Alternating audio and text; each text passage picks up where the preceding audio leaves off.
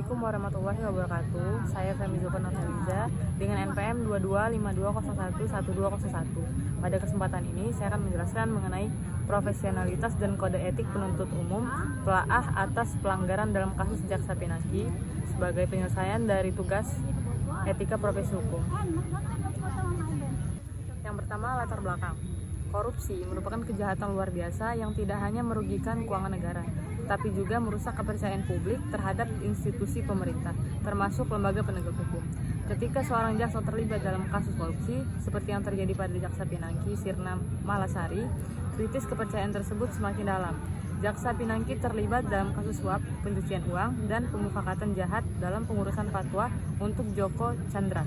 Tindakan ini tidak hanya melanggar hukum pidana, tetapi juga mencederai prinsip-prinsip etika profesi jaksa sebagaimana diatur dalam Peraturan Kejaksaan Republik Indonesia Nomor 14 Tahun 2012. Kasus ini menunjukkan lemahnya pembinaan dan pengawasan etik internal kejaksaan, sehingga penegakan kode etik perlu dikuatkan sebagai bagian integral dalam membangun kepercayaan publik.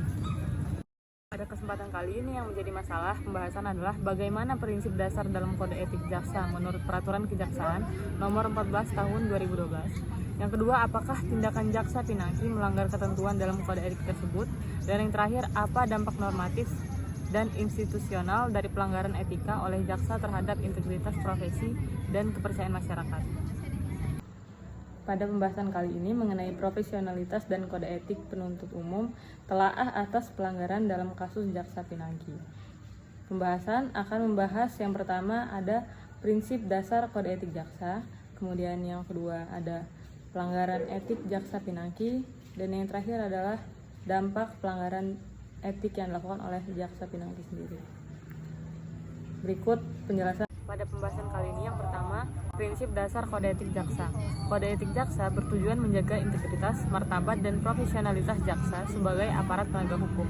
Dalam Peraturan Kejaksaan Nomor 14 Tahun 2012 dijelaskan bahwa jaksa harus menjunjung tinggi kejujuran, tanggung jawab, ketidakberpihakan, dan profesionalisme, baik dalam tugas kedinasan maupun kehidupan pribadi.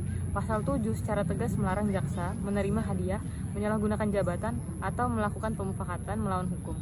Pelanggaran terhadap ketentuan ini tidak hanya mencoreng citra individu jaksa, tetapi juga melemahkan institusi hukum secara keseluruhan.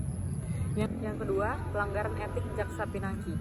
Jaksa Pinangki terbukti menerima suap dan terlibat dalam pengurusan fatwa demi kepentingan pribadi. Ia juga menyembunyikan sumber dana suap melalui pembelian barang mewah di luar negeri. Tindakan ini bertentangan langsung dengan larangan dalam pasal 7 Kode Etik Jaksa.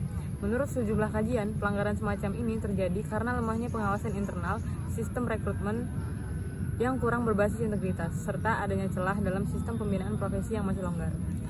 Yang terakhir, dampak pelanggaran etik. Pelanggaran etika yang dilakukan oleh aparat penegak hukum berdampak langsung pada kredibilitas institusi kejaksaan dan menurunkan kepercayaan publik terhadap sistem peradilan. Tanpa penegakan kode etik yang tegas dan terbuka, keberadaan norma etik hanya akan menjadi simbol formal tanpa kekuatan korektif. Karena itu, diperlukan pembaruan dalam mekanisme pengawasan etik, serta sistem pembinaan dan pendidikan yang lebih menekankan pada nilai-nilai moral dan integritas profesi. Kesimpulannya, kode etik jaksa merupakan pedoman penting dalam menjaga profesionalitas dan integritas jaksa. Kasus Pinangki menjadi bukti nyata bahwa pelanggaran terhadap kode etik tidak hanya berdampak pada individu, tetapi juga melemahkan legitimasi institusi penegak hukum. Pelanggaran ini menandakan perlunya reformasi sistem pengawasan dan pembinaan etik di lingkungan kejaksaan.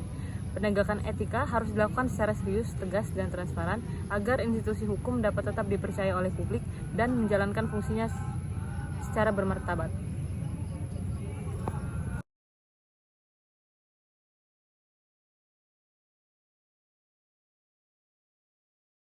Sekian yang bisa saya sampaikan. Mohon maaf jika ada kesalahan. Saya akhiri. Wassalamualaikum warahmatullahi wabarakatuh.